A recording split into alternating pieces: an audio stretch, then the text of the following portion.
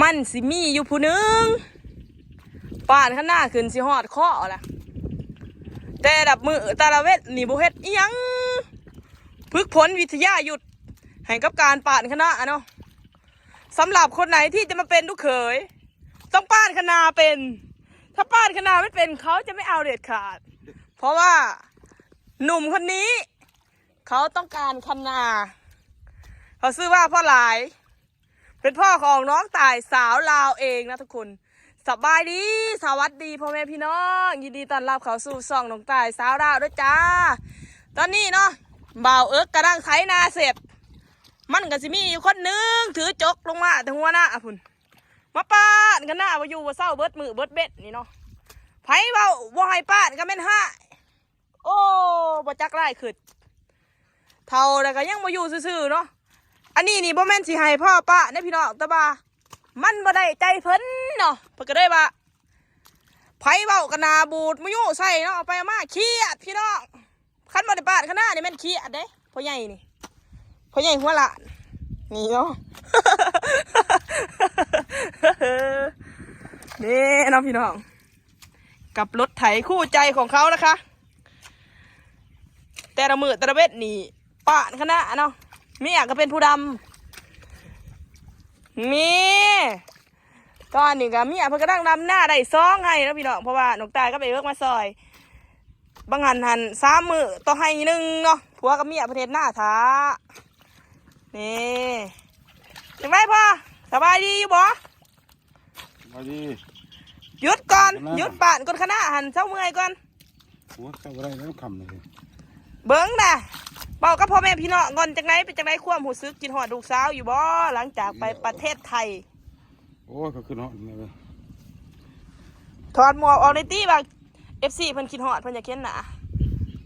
นี่เนาะพี่น้องเป็นจะได้แต่อาการบ่เจ็บบ่โอ้ก็เจ็บเหรอเจ็บแต่ก็ต้องเฮ็ดมันเจ็บก็เฮ็ดบ่เฮ็ดมันบ่เจ็บก็เฮ็ดจะตายเฮ็ดจนตายอีก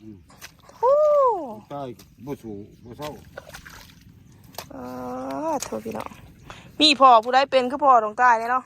บ่ให้เฮ็ดถ้าเฮ็ดข้างหน้านี่จะแม่นสิเอาซ้ำไดเบิ่งเลยติแน่ไปเบิ่งข้างหน้าเขาดุบเบิดบ่มีข้างหน้าแท้น่ะบาดมาเบิ่งข้างหน้าเพิ่นเนาะพี่น้องพูนคันบักใหญ่ป่านคู่ปี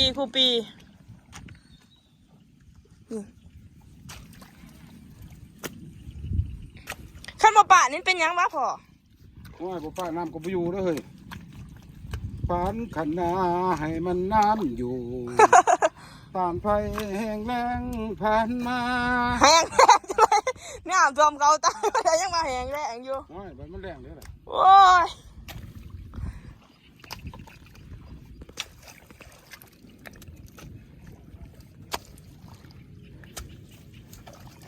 ปานขันนาก็ตามไฟแห้งแล้งแห้งแดงจะได้น้ำท่วมมื้อเนี่ยโอ้ยบ่ทำมันบ่ตกไปเลยใช่ล่ะเอาน้ำมาใส่เลยมันน้ำสิอยู่บ่ได้เรื่องเฮ็ดหน้าอยากได้อยู่บ่นี่เป็นจะได้พ่อใหญ่ป่านข้างหน้าเมื่อยอยากได้อยู่บ่หรือเคยมาป่านข้างหน้าซอยโอ้ยก็ได้อันนี้คือบ่ได้สั่นนี่ไรเขาก็เบ้าดอกก็มันลูกสาวอ้วนคือหมูนี่อ้าวเมาคือกันกับเมียอีจ้ะ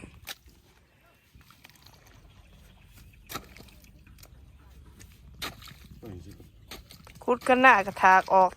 กได้พี่น้องมันถากได้เลยดำเขาใส่นี่นะมาพ่อเขาจะป้านให้เขาจะเฮ็ดบาทเดียวมาเอาบ่มาซ้ำกันหน้านี่สิยะอีสัง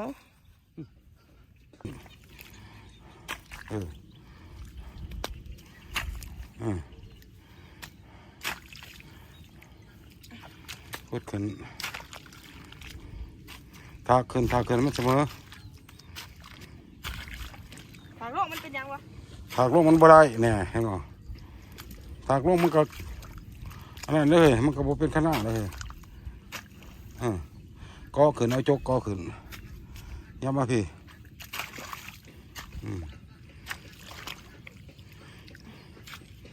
เฮ็ดมึงเฮ็ดอีวันมึงเฮ็ด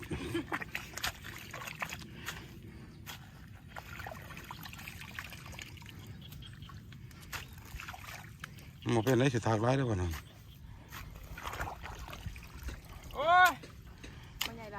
ถากไม้มันมีหญ้าตัว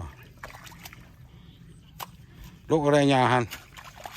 หญ้าน้ำหันโอ้ยบ่เป็นนะตายเ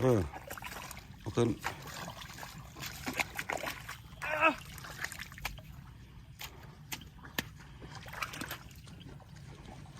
น่าจะขาดได้ป่ะตอนนี้ก็ค่ำแล้วนะพี่น้อง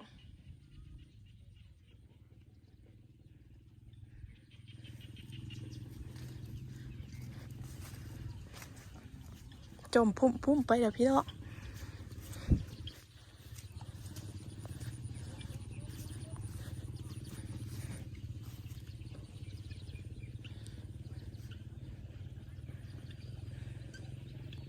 เขียนกล้วยจังแรงครับ เขียนกล้วยเนี่ย เขียนมาเนี่ยกินก่อนไปว่าจะทำคำพูดของมัน ถือเมื่อนจังไรเอิก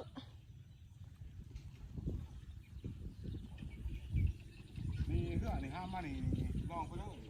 หามาใส่ ห้ามมานี่เลยเพื่อนผมจะห้ามมาสิลองดู แอนเอาแยงกับครูมาพี่หน้ามาสอนกับกูอยู่พี่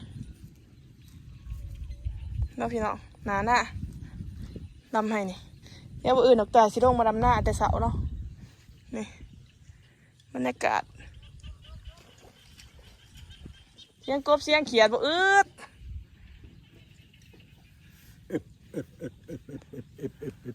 เฮ็ดอีหยังอ้าวสูบยาอีกแล้วบอกก็ฟังเนาะก็แล้วแต่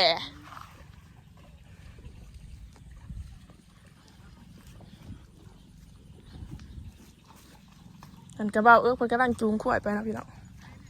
ควงขวายไปเคียนมาแอนเอามาพี่ละกูเอาตีแยงพระจิเกเนี่ยนะนี่ไปสอนบ่อนนะก็กู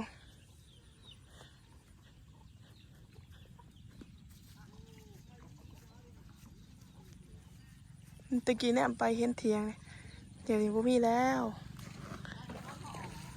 ไรอยู่ขั้นสอนหันลูกชายจะบ่สอน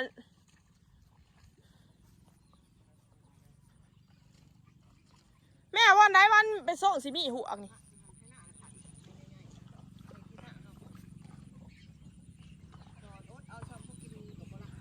ไรเป็นยังสิบ่ละถ่ายอยู่นี่แอนป้าไปหันอ่ะจะได้กูมาเอาปรุงไว้โดดใหญ่เนาะเลี้ยงงัวเลี้ยงควายโอ้บ่มีผักกระแยงเลยคืออยู่หน้าผักเซ่หันบ่อึดผักกระแยงพี่น้องเลย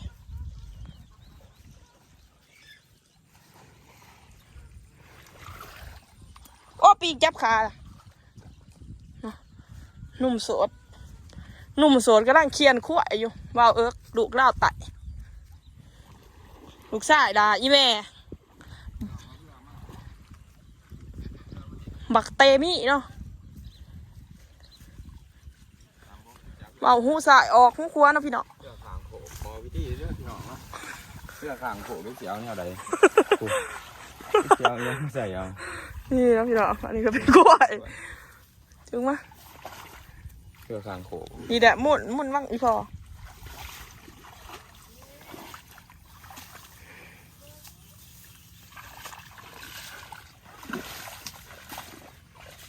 ห่วยสีมาหยาดขวดไรข่อยโบแมนเชี่ยวจะไร